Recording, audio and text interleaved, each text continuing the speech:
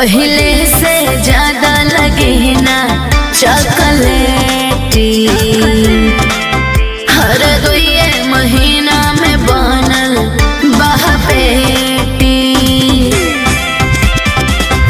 नैहर में रहलू टूटी टिहरी, ससुरवा में गोटैलू हे जान। सैये के बेलल रोटी खइलू हे जान। सैये के बेलल रोटी खइलू हे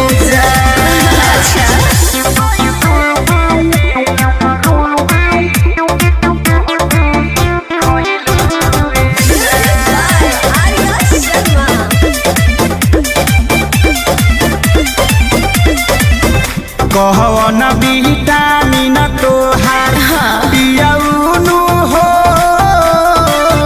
पियैले बारे। सेवा सेवा दानी लागे जमके